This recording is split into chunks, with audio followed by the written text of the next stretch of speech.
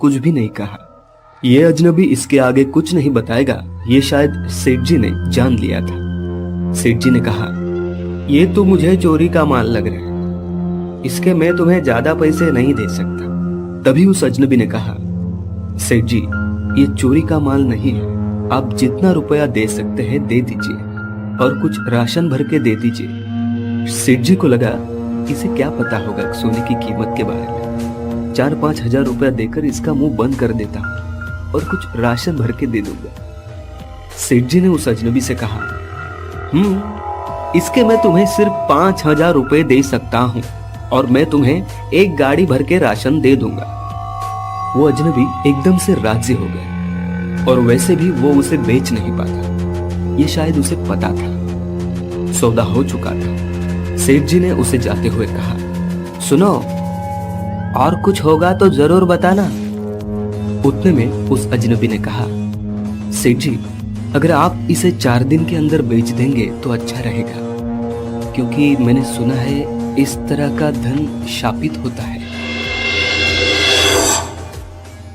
सेठ जी ने कहा, वो मैं देख लूंगा, इसके साथ क्या करना है, तुम बस इनाम लो और चलते बनो, जैसे आपकी मर्जी। ऐसे बोलकर वो अजनबी वहां से चला गया।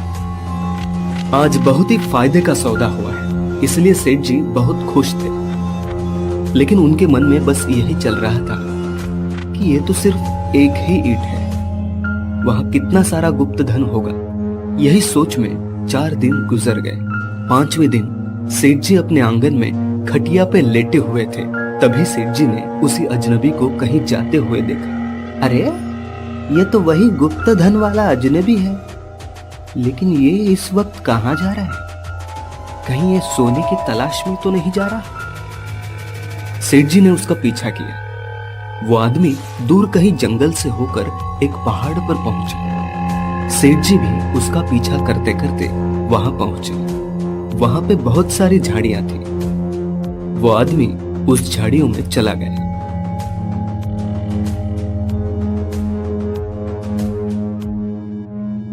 वहां उसने एक बड़ा सा पत्थर हटा दिया। वहां से एक रास्ता अंदर जा रहा था। वो अजनबी उस रास्ते से अंदर गया। उसका पीछा करते करते सेठ जी भी अंदर चले गए। वहां पहाड़ के अंदर उतरती सीढ़ियां थी, जो पहाड़ की गहराई में कहीं जा रही थी। बहुत अंधेरा था, लेकिन जुगनू की रोशनी में कुछ कुछ दिखाई दे रहा था। वो आदमी सीढ़ियां उतरकर नीचे जा रहा था। सेठ जी भी उसके पीछे जा रहे थे।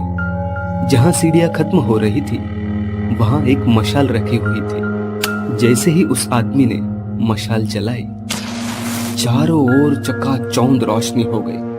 पूरा खंडर सोने से भरा हुआ था।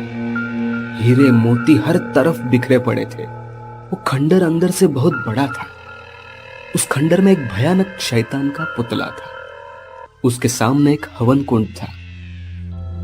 उस आदमी ने जैसे ही हवन कुंड में मंत्र बोलकर कुछ डाल दिया, वैसे ही वहां एक आग प्रज्वलित हो गई। वो उस आग में आहुति दे रहा था। अचानक वो आग बुझकर उसमें से एक शैतान जैसे दिखने वाली परछाई निकली। उस शैतान की परछाई को उस आदमी ने प्रणाम किया और वो शैतान बोल पड़ा, आज 5वां दिन है, मेरा शिकार, मेरा बलि कहाँ है? ये सुनकर उस आदमी ने कहा, मैंने सोना एक सेठ जी को बेच दिया है और उसे चेतावनी दी है कि उस धन को 4 दिन के अंदर बेचना, और अगर उसने ऐसा नहीं किया तो आपका शिकार, आपका बलि आपके लिए तैयार है। ये सुनकर वो शैतान हंसने लगा और कहा, अगर ऐसा नहीं हुआ तो तुम्हारी खैरियत नहीं।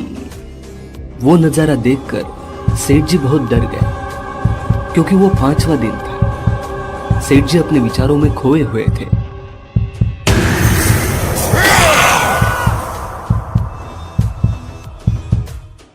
सेठ जी का सपना टूट गया। वो तो अपने आंगन में ही थे। उन्होंने घड़ी में देखा तो 12:05 हुए थे। सेठ जी के जान में जान आ गई थी। 12:05 हुए हैं। इसका मतलब छठे दिन की शुरुआत हो गई और कहीं कुछ अनहोनी नहीं हुई। इसी वजह से वो बहुत खुश थे और वो खुशी के मारे नाचने लगे। उतने में उनके घर से उनके बीवी की जोरों से चिल्लाने की आवाज सुनाई दी और वो दौड़ के घर के अंदर चले गए। उन्होंने देखा घर के छत का पंखा नीचे उनके इकलौते बेटे के सिर पे गिरने की वजह से उसकी मौत हो गई थी। उसी पल सेठ जी पागल हो गए। उनकी सारी दौलत शोहरत नष्ट हो गई। कुछ ही दिनों बाद उनकी बीवी, उनके माता पिता सभी स्वर्गवासी हो गए। पागल सेठ जी हर रोज लोगों को बताते थे कि उन्होंने सपने में क्या देखा था, पर कोई उन पर विश्वास नहीं करता। सब लोग उसे पागल समझते थे। लेकिन मेरे दादाजी ने शुद्ध सोने की वो ईंट देखी थी, क्योंकि मेरे दादाजी उस सेठ जी के यहाँ काम किया करते थे, जिसको सेठ जी ने नींबू शरबत लाने के लिए कहा था। मैंने गांव में बूढ़े जानकर लोगों से सुना है कि सेठ जी को लालटेन के शैतान ने शाप दिया था। उसका शापित खजाना अपने पास रखने के वजह से आज भी बहुत सारे लोग सोने की तलाश में वहां जाते हैं और फिर कभी वापस नहीं आते। ये कहानी सुनकर मैं भी उस जगह जाकर आया हूं, लेकिन आगे जाने की हिम्मत नहीं हो रही थी, क्योंकि मन में एक ही ख्याल आ रहा था, अगर किसी ने पीछे से मुझे आवाज दी तो। सेठ जी,